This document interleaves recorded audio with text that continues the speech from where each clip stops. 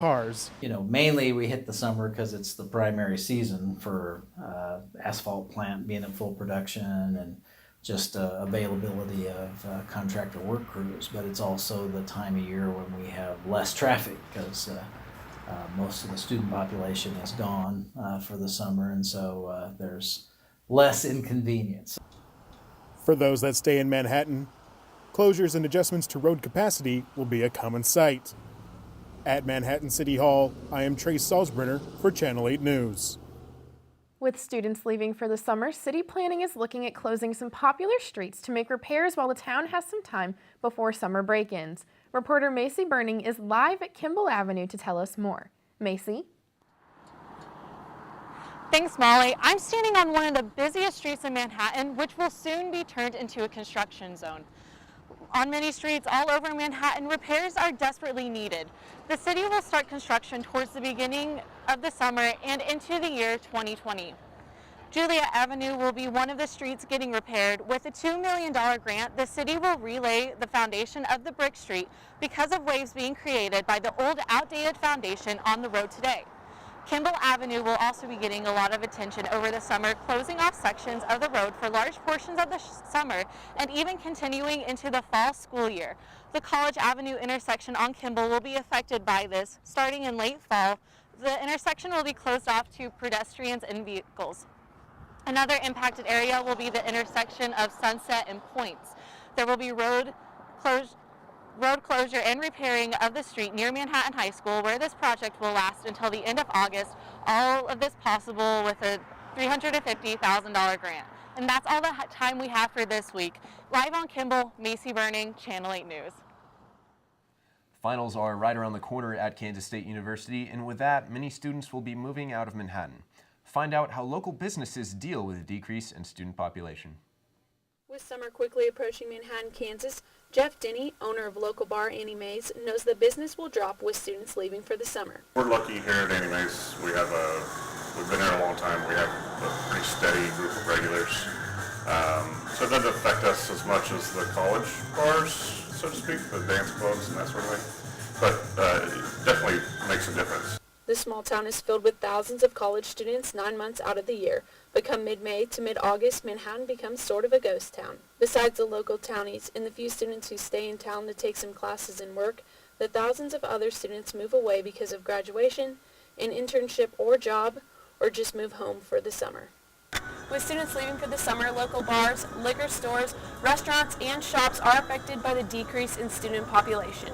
Local businesses in Manhattan rely on these college students every day, whether they are regular customers or a part of their daily staff. It drops business a little bit, 25, maybe 30%, because a large population of the town's leaving. It's not just students leaving, you've got folks that live here, Manhattan schools end, so folks take vacations. A lot of professors will leave for the summer. With the decrease in population, the Manhattan locals become a huge part in supporting these small businesses over the summer. We kind of count on the fact that the locals that live here year-round, they kind of avoid Aggieville during the summer or during the school year. So during the summer, we see more of them. They come out a little bit more, so that helps. The local businesses do different things to save throughout the entire school year to prepare for these long summer months. In Manhattan, Bailey Short, Channel 8 News. During the summer months, many restaurants and bars will have special deals throughout the week to help attract more customers. Some people who may take advantage of those deals are the forgotten residents of Manhattan, the locals. Channel 8 reporter Derek Darr talked to some of Manhattan's permanent residents. A group of residents who are not students or military called townies. Jerome Stokes is one of these residents. It's kind of neat because you get some activities that you don't get in non-college town, meaning football games and basketball games, soccer, and you got the arts. There's a lot of different things you can do, and the students give a little energy too. Having the students home for the summer makes traffic easier for Jerome.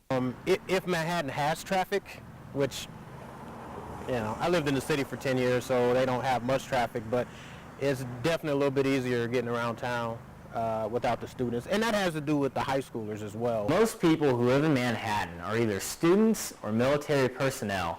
There is a third group of citizens who live in this town. These people are known as townies. They're called townies because they live here year-round. They live in a college town, even though they are not students themselves. What I like about living in Manhattan is it's got a young feel to it, because you got 22,000 college kids, and the college kids bring a young feel to the town. You go to any other town that doesn't have a college, you don't get that same atmosphere, which it kind of keeps the older people a little bit younger, I think. Ken notices when the students are gone, he finds parts of the town more accessible. You don't have as much traffic, obviously, and but the town is just a lot quieter. You can get into places a little bit easier. It actually provides an opportunity for some of us to actually go down to Aggieville and get something to eat and do something at Aggieville, where you normally don't get much of an opportunity during the year to do that. While townies aren't usually thought of when thinking of a college town, they are a valuable part of the community as well. In Manhattan, I'm Derek Dahr, Channel 8 News. While you may not see very many locals during the school year, if you stick around during the summer, you may see them hanging out in Aggieville. As the spring semester comes to an end and spring weather conditions begin, K-State students are prepping to leave Manhattan for vacations, study abroad programs, and internships during break. That being said, there are simple ways to ensure you're traveling safely this summer. First and foremost, it's important to get your vehicle serviced. Really important to be prepared going into a place where you don't know or you're not familiar with it, instead of going and running to the Dollar General or Walmart or Dollar Tree or something like that to grab those extra little things that you may have forgotten.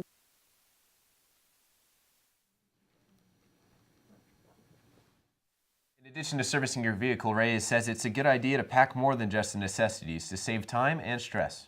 You can do these things to make a checklist of items you need to bring on your trip and fold your clothing items as neatly as possible to ensure you have maximum space.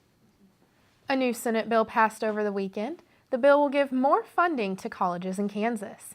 Plus, Pat Bosco gives one last interview with Channel 8 before retiring in July. We are a family that does not tolerate discrimination of any kind. A family that represents a diverse and eclectic population. We are a family that believes that diversity, inclusion, and sportsmanship are expectations. We are a family that is supportive and seeks to promote a positive and welcoming environment. A family that treats people with respect and dignity. An empowered family. Who empowers family. We are family, diverse and together.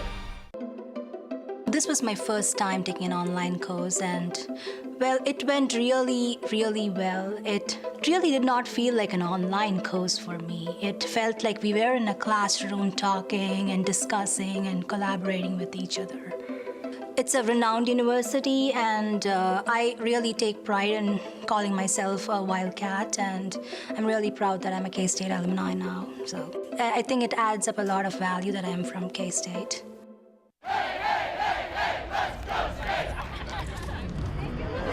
Welcome to K-State. We're so excited all of you came to visit us here on campus. We're going to be starting our tour here in front of Anderson Hall, which is our administrative building and kind of our iconic building on campus. It houses our president's office and our vice president for student life. All right, let's get started. We're going to be going to the Union next. It houses our pool. Kansas State legislators passed Senate Bill 25 on Saturday, and it contains some good news for Kansas State University. More money will be coming to the university for different programs, including KSU Global Food Systems Research, flight instructors at the Polytechnic classes, and K-State's Veterinary Medical Center. The bill also adds $10.5 million from the state's general fund for grants and technical education, and the next step involves the Board of Regents meeting and allocating money to the colleges in Kansas. Vice President for Communications and Marketing Jeff Morris states that it's good news that counters some bad news. So we expect the tuition and the state money to cover our increased expenses. We will still be looking at how we account for the projected enrollment decline for the last couple of years going into next year's budgets. At the conclusion of fall semester, Vice President for Student Life and Dean of Students Pat Bosco announced his plans to retire after more than 40 years of working for Kansas State University. Bosco, a Kansas State alumni, graduated in 1971 with a degree in elementary education. Since 1979, Bosco has worked in student life in many different capacities. Known as a leader in student life and higher education administration, Across the United States, Bosco oversees admissions, student crises, fundraising, and several other aspects of K-State's Office of Student Life. Molly Hackett had the opportunity to sit down with Dr. Bosco for one last Channel 8 interview before he retires. Thank you so much for being here with us today. What has been your favorite part of being at K-State? Well, my students. I'll never get over the waving, the horns beeping, the high fives as I walk across our campus. A joy to be around my students every single day. And you've been here for almost 50 years, right? That's correct, yes. And then what would you say has been the biggest thing that you've tried to work on here at K-State in your 50 years? Well, obviously in student life, we've had a lot of signature programs, facility improvements, probably the culture of our school. I'm overwhelmed by our ability to continue to be authentic, sincere, and caring at a complex university. So I would hope to think that I've added to the culture of our school over the last 5 decades. Now, after you leave K-State, what are your plans going forward? Well, our children, both my wife and my wife Susan and I have 2 children. They're both K-State graduates. They live in Kansas City, married K-Staters. We have 2 grandchildren that live in Kansas City, and we'll spend more time traveling. And we have a crash pad in downtown Overland Park that will go back and forth from Manhattan to Overland Park. Very nice. And then when it comes to passing the torch, what do you hope to do in that transition process to make sure that people are feeling like they still feel supported even though you won't be here? Well, that'll be the easy part. We've put together a tremendous student life administrative team, individuals who care a great deal, that live the motto, putting students first, and that'll continue long after I'm gone. And then are there any potential people that you guys have picked out for your replacement? Actually, I'm not part of the process. It's been a national search. They've got a committee that's working with that right now, and we'll just see what happens.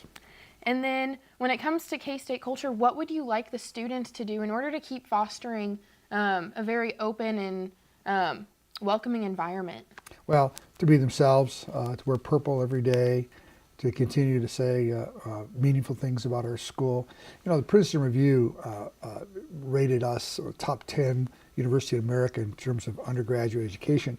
And they mentioned over and over again, when our students describe our school, they say love. I hope they never forget that. You hope they never forget that. Well, thank you so much for being on the show today. Thanks for having me. Yeah.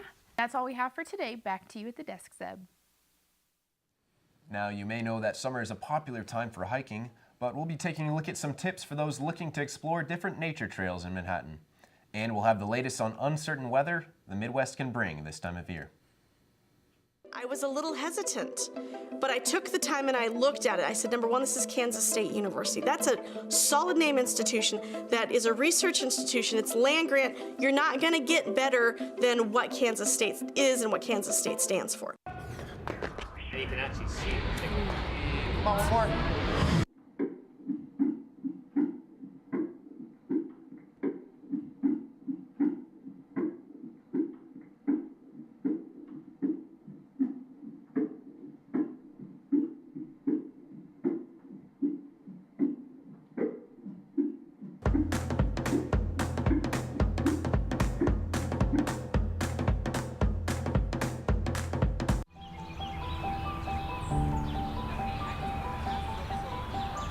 H1 minus H2 plus V1 squared minus V2 squared all over 2.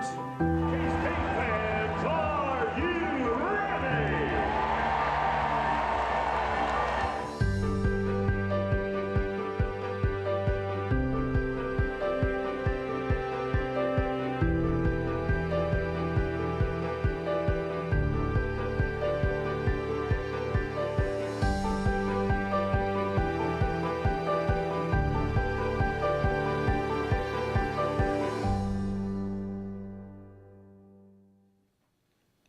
Now that everything is greened up here in Manhattan, local trails are starting to gain popularity again. Channel 8 reporter Olivia Bergemeyer has more. In the Manhattan area, there is a multitude of hiking trails, anywhere as close as Linear Trail, all the way out to the Konza Prairie and Tuttle Creek. All of these places are beautiful, but there are some guidelines to follow when hiking. We have rules that we ask our visitors to respect, and staying on the trail is huge. So we ask them, stay on the trail, don't go off exploring on your own. Hiking here in Manhattan can be a lot of fun and seems to be a popular activity, but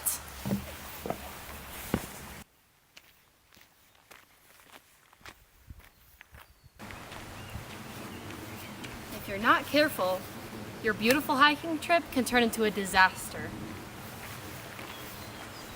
Especially coming into summer, you do want to be mindful of the fact that it will get hot out here, and we don't have any kind of water source or just very much shade either. So bring a hat, bring sunscreen, and bring water, and know your limitations. Not only will being mindful keep you safe, but also help keep the trails clean and clear for everyone to use. The Konza Prairie hiking trails also hold fundraising events for the extra cash that keeps the trails open. We do have a public event coming on Sunday, June 2nd. It's the Wildflower Walk, and we invite people to come out to our headquarters. So it's a fundraiser, so it is $10 a person. In Manhattan, Kansas, I'm Olivia Bergmeyer for Channel 8 News. The Konza Trail also takes donations at the trailhead. Donating to these trails helps keep them open to everyone who would like to visit and hike through this area. Before going on a hike, it's a good idea to check the weather, but unpredictable weather seems to be the theme for Riley County lately. But weather anchor Alex Gailey has more for what to expect this coming week. Alex? Thanks, Zeb and Molly. Let's take a look at our national temperature.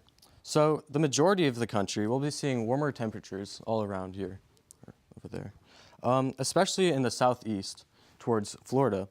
And we'll see it moving across the west past Texas. We'll see weather starting to cool down over here.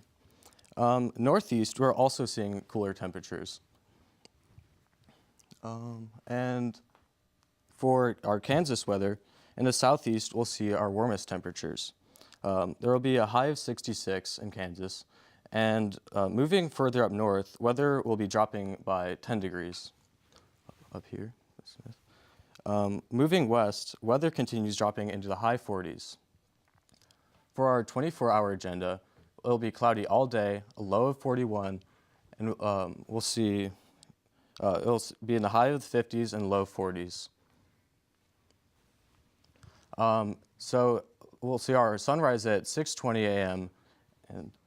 and we'll also it'll be a high of 54. Now let's take a look at our 5-day forecast.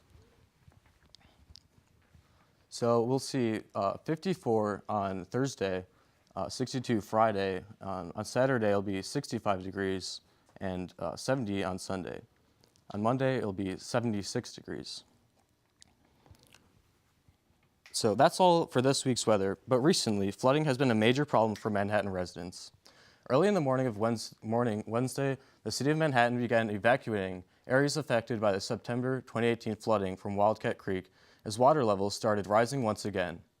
Alerts from the National Weather Service in Topeka, released just after 5 a.m., indicated flooding potential for Wildcat Creek at Scenic Drive. And that's all the time we have. Back to Zeb and Molly at the desk.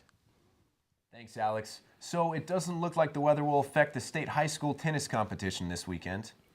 As Manhattan High School boys tennis team qualified for the first time in 5 years, we'll meet the team after the break.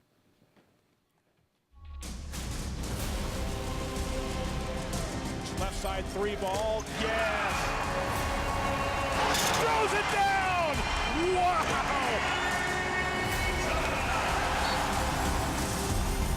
Oh my goodness, Steve! Way up above the rim and a block! Derek Brown taking on Gildas Alexander, and he scores! Are you kidding? Kansas State is headed to the Elite Eight! Now throws it up the glass, and it goes in! And one for Peyton Williams.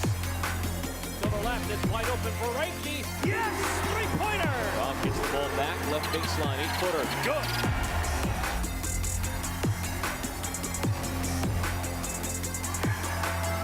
Reiki's answer three-pointer. It's good.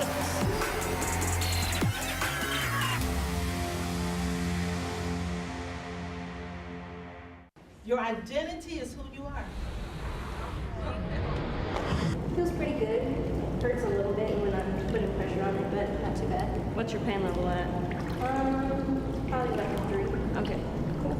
So much better than yesterday. Yeah, a lot better. All right. Well, I'm going to start to slow it down now. Okay.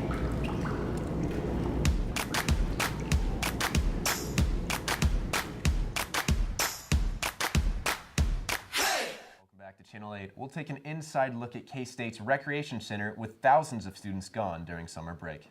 But first, we're going to take a look at Manhattan High School men's tennis team's big news. Taylor, what can you tell us about it? Thanks, guys. The Manhattan High boys tennis team recently won the regional title, qualifying all 6 of their players for the state tournament.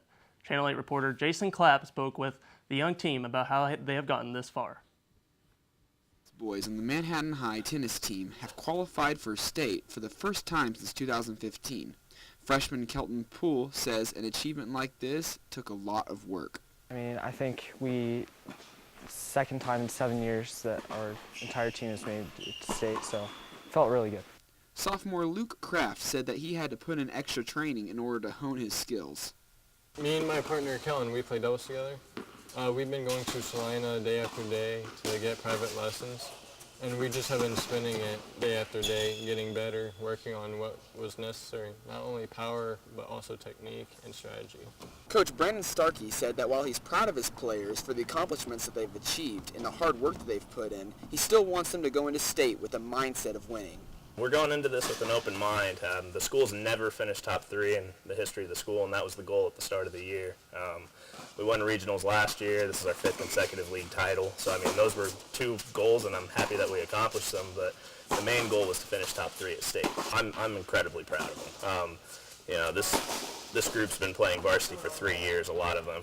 We have a strong senior core. It's just not very many of them are in our top 6. Mitch Hutchinson was actually our most experienced doubles player, but he tore his ACL in the playoffs of a soccer tournament this year. So we lost him to start the year, so we needed some of the younger guys to pick it up, and they really did. So it was a truly special season. Even though this is a young team at a competitive tournament, they are still going to give it their best shot.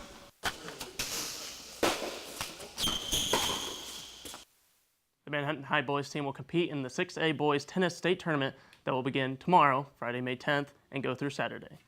With summer break on the horizon, the K-State Rec Center loses a lot of their foot traffic. While the rec is open in the summer, the hours are different than during the school year. Although the hours change, K-State student Emmanuel Serrano says that the rec equipment is much more accessible.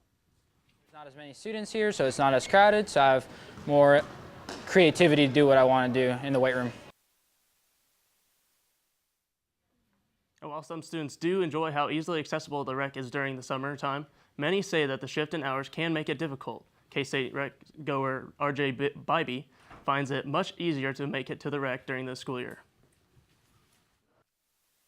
It's more convenient during the school year because they're open really early to really late, so if something comes up, you can always find a time to make it. But usually I kind of can work with the set schedule in the summer, so it's not too bad. For sports today. Back over to you, Molly. Thanks, Taylor. We'll hear from 2 writers and producers for a National Geographic series who were at K-State Student Union for a free showing for its first 2 episodes. A family that does not tolerate discrimination of any kind. A family that represents a diverse and eclectic population. We are a family that believes that diversity, inclusion, and sportsmanship are expectations. We are a family that is supportive and seeks to promote a positive and welcoming environment. A family that treats people with respect and dignity. An empowered family. Who empowers family. We are family, diverse and together. This was my first time taking an online course, and well, it went really, really well. It really did not feel like an online course for me. It felt like we were in a classroom talking and discussing and collaborating with each other. It's a renowned university, and I really take pride in calling myself a Wildcat, and I'm really proud that I'm a K-State alumni now. So I think it adds up a lot of value that I'm from K-State.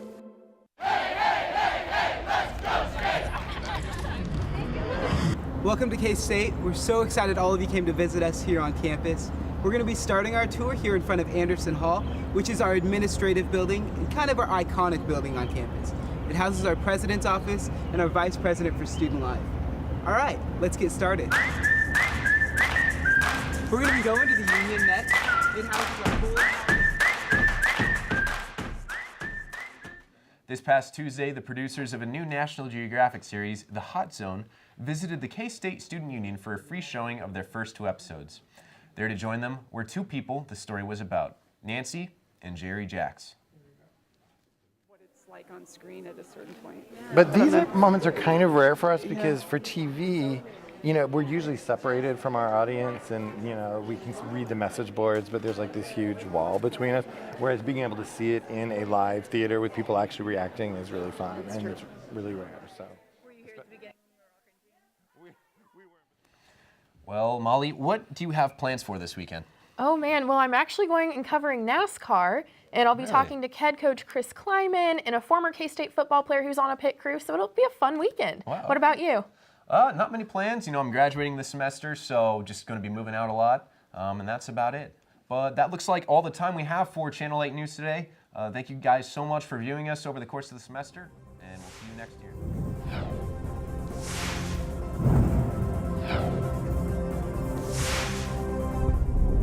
This is Channel 8 News.